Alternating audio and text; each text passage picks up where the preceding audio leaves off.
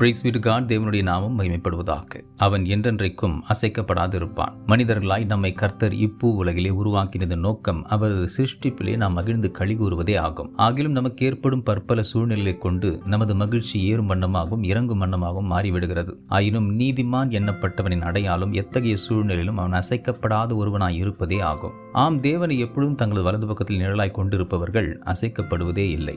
இத்தகைய உறுதி தன்மையினை வைத்திருப்பவர்கள் தான் கிறிஸ்துவாகிய கற்பாரியின் மேல் கட்டப்பட்டவர்களுக்கு ஒப்பாகவும் தேவனின் ஆலயத்திற்கு தூணாய் இருக்கவும் உருவாக்கப்படுகின்றனர். அவர்களை கொண்டு தேவன் தமது பரலோக சித்தத்தினை இந்த பூலோகத்திலே நிறைவேற்றுகிறார். மேலும் எதை கண்டும் அவர்கள் மறலாது இருக்கிறபடியினாலே இப்பூலகில் எல்லாவற்றிலும் எத்தகு சூழ்நிலையிலும் அவர் வாழ்ந்து சுகித்திருக்கின்றனர். கடல் பயணத்திலே படகில் கடந்து சென்ற பவுலும் மற்றவர்களும் யூரோகுலேத்தோன் எனும் கடும் காற்று வீசின பொழுது தப்பி பிழைப்போம் என்ற நம்பிக்கையற்றவர்களாய் ஏங்கி தவித்தனர். கர்த்தரை சார்ந்து இருந்த நீதிமானாகிய பவுலோ அவர்களை பார்த்து கர்த்தர் நம்மை நிச்சயம் விடுவிப்பார் என தைரியம் கூறினான். அவ்வாறே அவர்கள் பாதுகாப்போடு தரையிறங்கினர். இத்தகைய விதமாய் எத்தகைய சூழ்நிலையிலும் அசையாதிருப்போரின் பலன் அவர்களுக்கு மட்டுமல்லாமல் அனைவரையும் வழிநடத்தும் பாத்திரமாக அவர்களை மாற்றுகிறது போல நம்மையும் கர்த்தர் இந்த நாளில் வழிநடத்தி நமது பாதைகளையும் சுமூகமாக்குவாராக. God bless you abundantly.